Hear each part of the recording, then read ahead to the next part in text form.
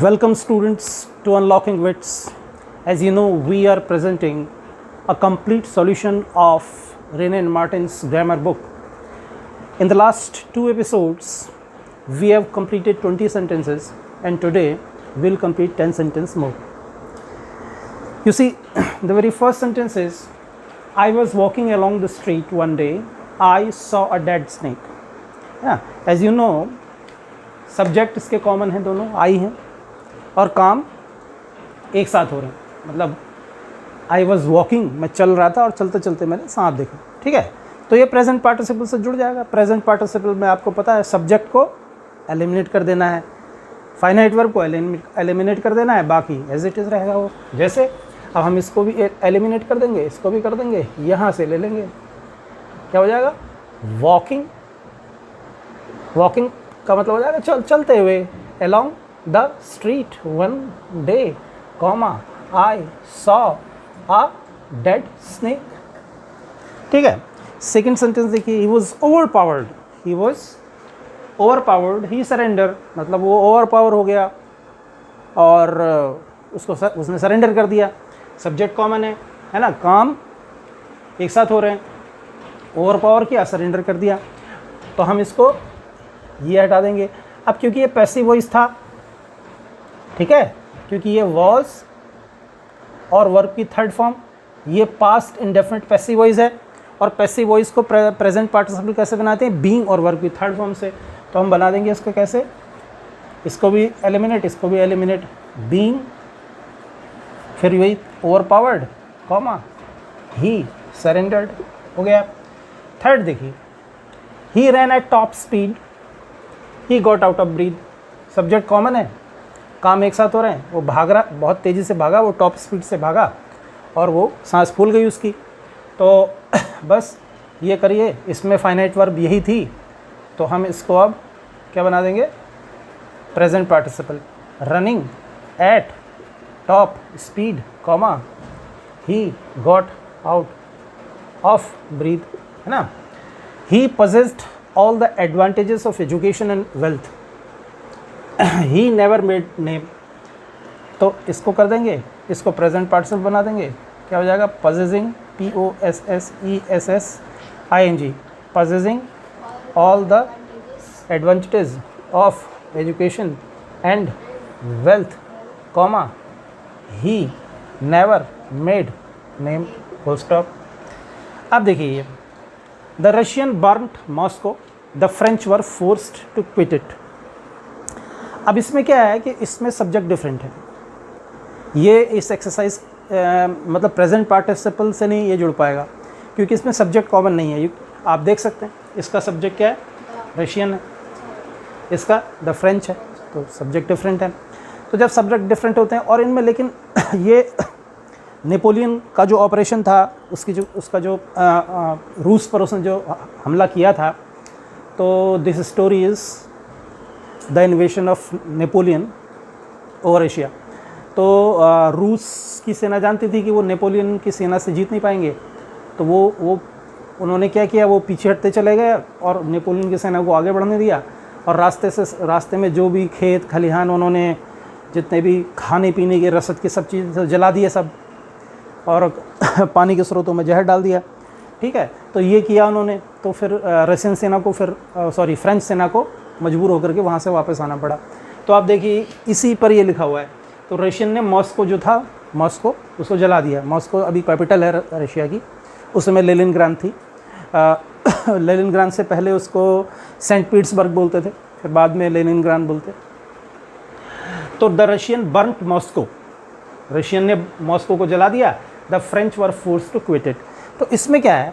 इसमें subject different है और कॉजल रिलेशन है. एक कारण है, दूसरा परिणाम है. परिणाम क्या है? कारण क्या हुआ कि रशियंस ने ये मॉस्को को जला दिया. इसका परिणाम क्या हुआ कि फ्रेंच को भागना पड़ा वहाँ से. तो हम इसको अब किस में बनाएंगे? नॉमिनेटिव एब्सोल्यूट में. तो नॉमिनेटिव एब्सोल्यूट मैंने बताया था कि नॉमिनेटिव एब्सोल्यूट एक ऐसा फ्रेज होता है जिसमें कि सब्जेक्ट के बाद जो फाइनाइट वर्ब है उसको हटा दिया जाता है, और अगर वो सेंटेंस एक्टिव वॉइस में है तो उसमें हैविंग वर्ब की थर्ड फॉर्म लगा दी जाती है. पैसिव वॉइस में है तो हैविंग बीन और वर्ब की थर्ड फॉर्म लगा दी जाती है. या बीइंग और वर्ब की थर्ड फॉर्म लगा दी जाती है। और अगर उसमें फाइनाइट वर्ब के बाद कॉम्प्लीमेंट है, वर्ब है ही नहीं, तो हम उसमें बीइंग लगा देते हैं खाली। तो अब इसमें हम क्या करेंगे, द रशियन। अब क्योंकि एक्टिव वॉइस में है तो इसका एब्सोल्यूट बन जाएगा हैविंग बर्न्ड मॉस्को। तो मतलब क्या निकलेगा इसका, रशियंस के द्वारा मॉस्को को जलाने के बाद, है ना। नॉमिनेटिव एब्सोल्यूट का मतलब ये होता है या के कारण से, ये भी होता है, सॉरी, के कारण से। तो मॉस्को को रशियंस के द्वारा जला दिए जाने के कारण से, नॉमिनेटिव एब्सोल्यूट में जो नॉमिनेटिव एब्सोल्यूट जिस फ्रेज को हम बना देते हैं वो कारण बताने लगता है, रीज़न बताने लगता है, और उसका जो सेंटेंस का स्टेटस है वो ख़त्म हो जाता है, क्योंकि इसमें से फाइनाइट वर्ब ख़त्म हो जाती है और ये सब्जेक्ट एब्सोल्यूट हो जाता है। मैंने बताया था कि एब्सोल्यूट सब्जेक्ट वो होता है जो कि किसी वर्ब के साथ जिसका कोई अटैचमेंट नहीं रहता है। तो फिर ये अब ये एब्सोल्यूट हो गया, comma, the French were forced to quit it, है ना। तो क्या हो जाएगा, रशियंस के द्वारा मॉस्को को जला दिए जाने के कारण से फ्रेंच लोग फोर्स हो गए जाने के लिए। अब देखिए 6th, the vote on each sides are equal, ठीक है। दूसरा, the chairman gave his casting vote against the resolution, मतलब कोई एक सभा है, कोई असेंबली या कोई इस तरह की कोई स्टैच्यूटरी बॉडी है, उसमें कोई रेजोल्यूशन लाया गया है और उस रेजोल्यूशन पर वोट हुआ तो क्या हुआ कि उसके फेवर में और उसके अगेंस्ट बराबर वोट पड़ गए। देखो ये लिख रहा है, the votes on each sides are equal, दोनों तरफ जो वोट थे वो इक्वल थे रेजोल्यूशन के, है ना। अच्छा, तो जब मतलब you should know the proceedings of any assembly or any statutory body, when votes are equal, chairman casts his or her vote, otherwise chairman does not cast his or her vote. ये उसका एक proceeding होती है किसी भी statutory body की, किसी भी वैधानिक संस्था की, कि उसके जो सदस्य हैं वो वोट डालते हैं और जिस पक्ष में वोट ज़्यादा होते हैं वो पक्ष मान लिया जाता है।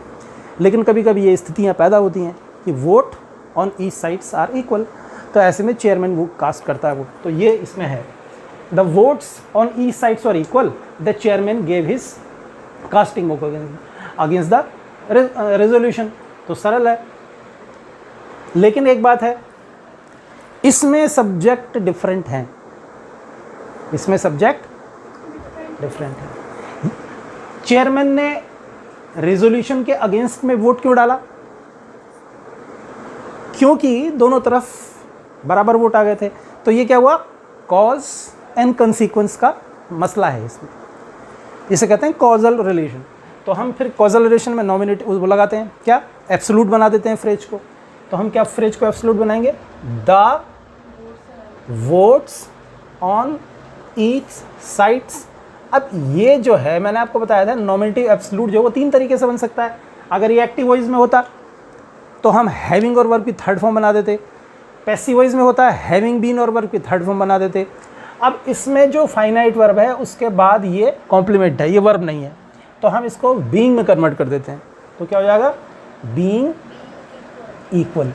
इसका मतलब क्या हो जाएगा, इक्वल होने के कारण से, है ना, बीइंग इक्वल, इक्वल होने के कारण से, comma, the chairman gave his casting vote against the resolution. तो क्या हो जाएगा कि दोनों तरफ के वोट इक्वल होने के कारण से और चेयरमैन ने अपना जो वोट था वो रेजोल्यूशन के अगेंस्ट में दे दिया। देखिए, ये wholesale loss the favour of his master, he was dismissed, इसमें सब्जेक्ट कॉमन है, ठीक है। तो इसमें कॉमन है, आप इसको किससे जोड़ देंगे, प्रेजेंट पार्टिसिपल जोड़ देंगे, तो ये सब्जेक्ट इसका एलिमिनेट हो जाएगा। इसमें इसको बना दीजिए, तो क्या हो जाएगा, losing the favour of his master, comma, अब है हाँ क्योंकि ये प्रोनाउन है, अब तो हम इसको यहाँ से हटा चुके हैं ना, इसलिए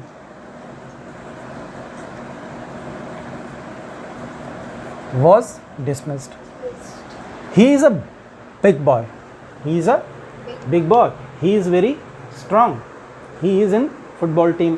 सब्जेक्ट कॉमन है, ठीक है, और काम जो है साथ साथ हो रहे हैं, तो हम क्या करेंगे, इसको प्रेजेंट पार्टिसिपल में बनाएंगे क्योंकि ये तो ख़त्म हो जाना है, ये सब्जेक्ट भी ख़त्म हो जाना है ना।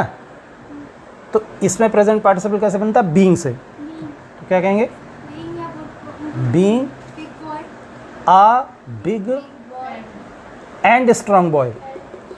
इसको भी लाएंगे ना यहाँ पे, एंड स्ट्रॉन्ग बॉय, बल्कि वेरी छूट गया इसमें से, very strong boy, comma he is in football team. उसके बाद he came to me, he wanted leave, he wanted leave, he was ill. जरा जोड़िए इसको,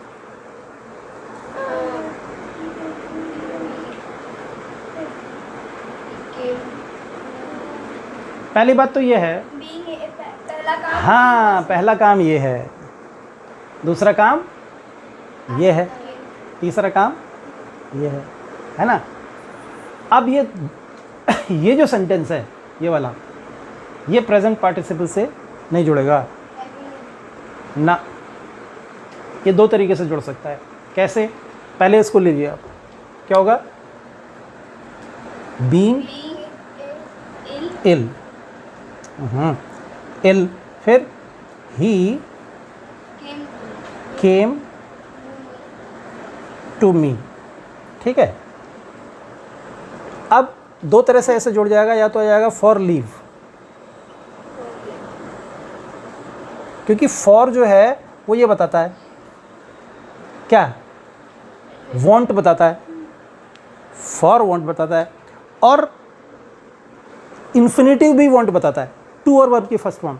तो ये दूसरे तरीके से हो सकता है, to seek leave, to seek leave, ठीक है।